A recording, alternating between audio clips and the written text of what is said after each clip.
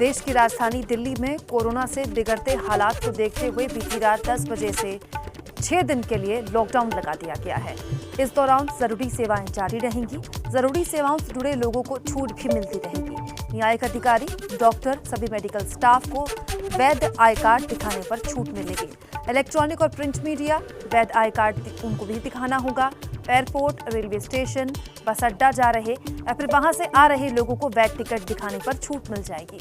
अन्य राज्यों से आ रहे जरूरी सामानों के आवागमन पर पाबंदी नहीं रहेगी।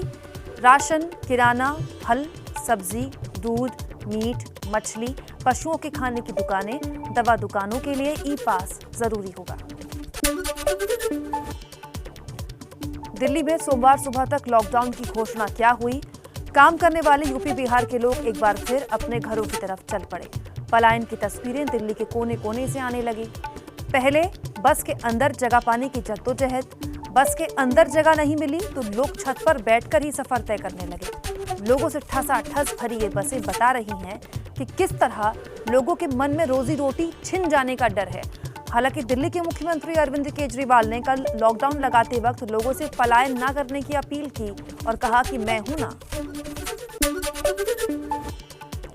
दिल्ली में 6 दिन के लॉकडाउन के दौरान मेट्रो के शेड्यूल में भी बदलाव किया गया है।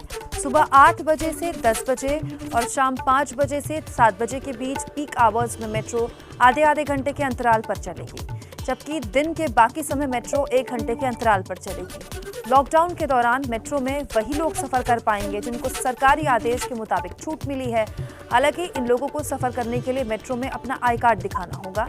मेट्रो में सिटिंग कैपेसिटी पहले की तरह 50% ही रहेगी और किसी भी यात्री को खड़े होकर यात्रा करने की इजाजत नहीं होगी। दिल्ली में 6 दिन का लॉकडाउन है। यूपी में हाईकोर्ट में लॉकडाउन लगाने का आदेश दिया गया। लॉकडाउन लगने की खबर सुनते ही देश के कई शहरों में शराब के ठेकों पर भारी भीड़ जमा हो गई। न चेहरे पर मास्क दिखा, न सोशल डिस्टेंसिंग।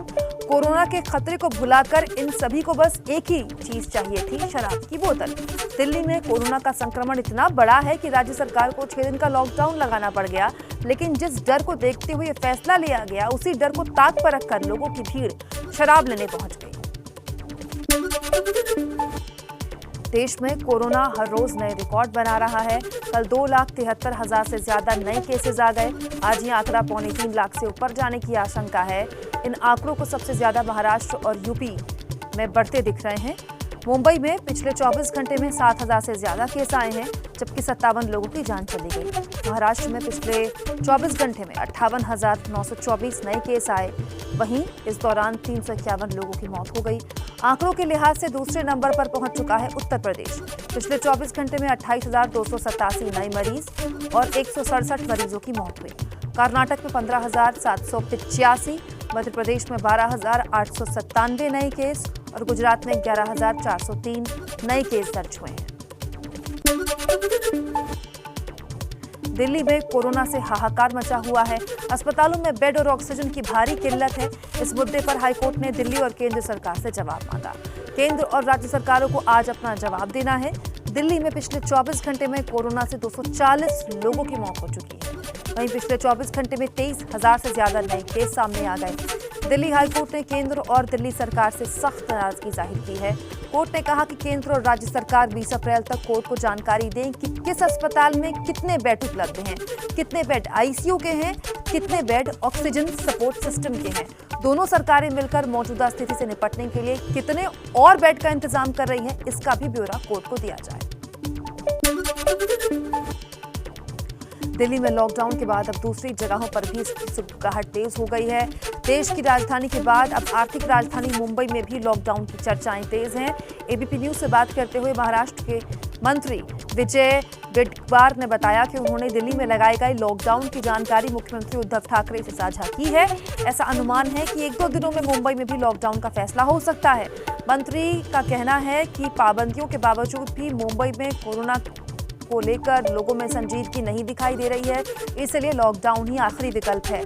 मुंबई में 24 घंटे में 7,381 नए केसेस सामने आ चुके हैं, जबकि 57 लोगों की जान जा चुकी है। यूपी सरकार ने इलाहाबाद हाईकोर्ट के निर्देशों के बावजूद यूपी में सख्त लॉकडाउन लगाने से इनकार कर दिया है। आज यूपी सरकार फैसले के खिलाफ सुप्रीम कोर्ट जा सकती है।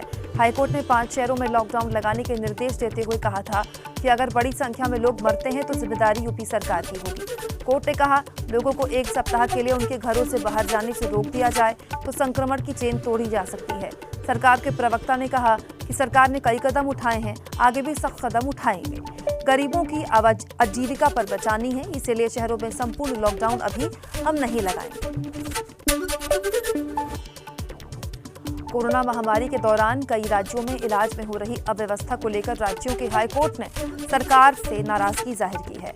मध्य प्रदेश में कोरोना संकट के दौरान मरीजों के इलाज में बद इंतजामियों के मामलों में जबलपुर हाईकोर्ट ने अपने फैसले में तीखी टिप्पणियां की। कोर्ट ने कहा कि अस्पतालों में ऑक्सीजन और रेमडेसिविर इंजेक्शन की कमी नहीं होनी चाहिए। किसी भी जरूरतमंद कोरोना मरीज को 1 घंटे के भीतर रेमडेसिविर इंजेक्शन मिलना चाहिए। महाराष्ट्र में रेमडेसिविर इंजेक्शन की जबरदस्त किल्लत को देखते हुए बॉम्बे हाईकोर्ट ने सरकार को आदेश दिया है। कोरोना संक्रमण के मामले में गुजरात हाईकोर्ट ने भी संज्ञान लिया है। बंगाल में कोरोना तेजी से पांव पसार चुका है। अब तक बंगाल में 5 चरण के मतदान में किसी पार्टी को कोरोना की कोई फिक्र, कोई डर नहीं था, लेकिन अब डर दिखने लगा है। पश्चिम बंगाल में 5 चरण का चुनाव हो जाने के बाद अब बीजेपी ने कोरोना संक्रमण को देखते हुए 3 बड़े फैसले लिए। बंगाल में पीएम मोदी समेत बीजेपी के तमाम नेता अब बड़ी रैली की जगह छोटी छोटी जनसभाएं करेंगे। इन जनसभाओं में 500 से ज्यादा लोग नहीं होंगे। बीजेपी बंगाल में 6 करोड़ मास्क और सैनिटाइजर बांटेगी। आज से बंगाल में बीजेपी मेरा बूथ कोरोना मुक्त नाम का अभियान शुरू करेगी। बंगाल में अब भी 3 चरण के चुनाव बाकी हैं। 22 अप्रैल, 26 अप्रैल, 29 अप्रैल को मतदान होना है, जबकि 2 मई को नतीजे आएंगे। बंगाल में बीजेपी अध्यक्ष जेपी नड्डा आज 3 रोड शो करेंगे। बराबनी, तपन और श्यामपुकुर विधानसभा सीटों पर नड्डा का रोड शो है। इसके बाद शाम को नड्डा टाउन हॉल में मीटिंग करेंगे। केंद्रीय मंत्री स्मृति ईरानी आज वर्धमान में 1 और मुर्शिदाबाद में 2 रैलियां कर बीजेपी के लिए वोट जुटाएंगी।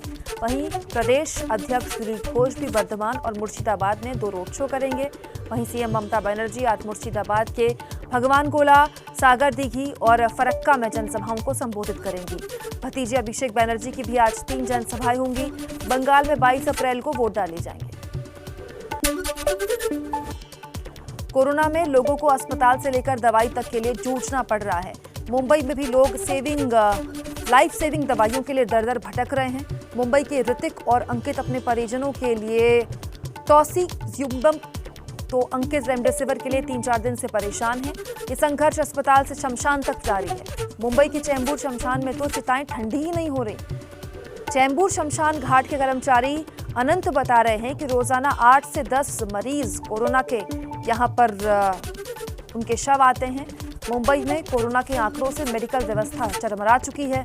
मुंबई में कुल 156 अस्पताल कोरोना मरीजों का इलाज कर रहे हैं, जिनमें से 20,630 बेड इनमें शामिल हैं। कोरोना से लखनऊ भी खोखला हो चुका है। लखनऊ में कोरोना मरीजों को बचाने के लिए कदम कदम पर संघर्ष करना पड़ रहा है। लखनऊ की हालत ये हो गई है कि अस्पताल के 1 बेड, ऑक्सीजन के 1 सिलेंडर, दवाई की 1 डोज, 1 एम्बुलेंस तक लोगों के लिए मुश्किलों का सबब पड़ चुकी है। जिंदगी दम तोड़ रही है इनकी कमी की वजह से। तो शमशान में 1 चिता के लिए लोगों को जद्दोजहद करनी पड़ रही है। लखनऊ में इंटीग्रेटेड कोविड कंट्रोल के बाहर हमें ऐसी दर्द की इंतहा की तस्वीर दिखी, जहां एक बुजुर्ग कार में 4-5 घंटे से तड़प रही हैं, लेकिन अस्पताल में उनको दाखिला नहीं मिल रहा। लोगों की भीड़ को काबू में करने के लिए पुलिस को यहां तैनात करना पड़ गया। लखनऊ में कोरोना भयानक रूप ले चुका है। यूपी में 28,287 नए केस आए हैं।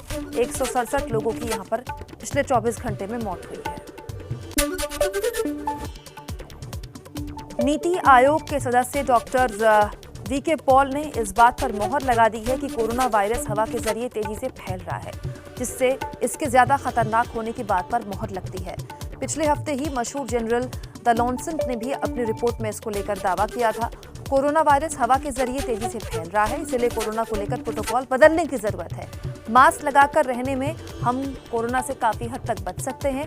सोशल डिस्टेंसिंग पर हमें और ज्यादा जोर देना होगा और एबीपी न्यूज की मास्क लगाने को लेकर लगातार मुहिम भी इसी को लेकर चल रही है। हमारी आपसे अपील है, मास्क का इस्तेमाल किसी हाल न छोड़ें।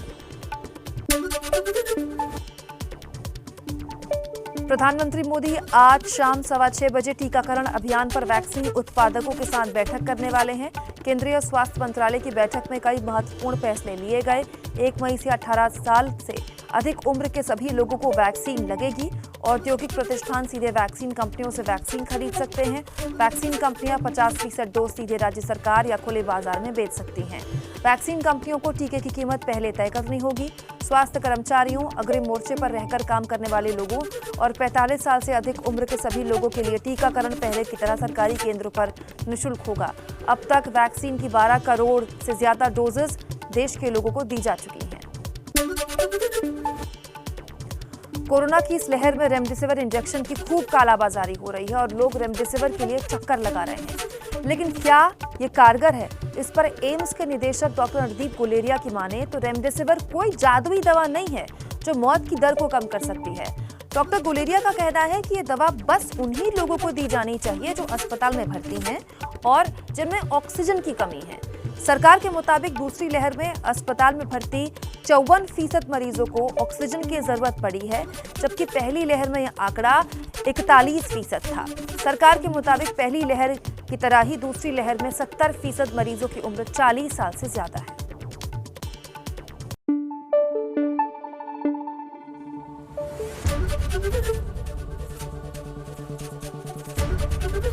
एबीपी न्यूज आपको रखे आगे।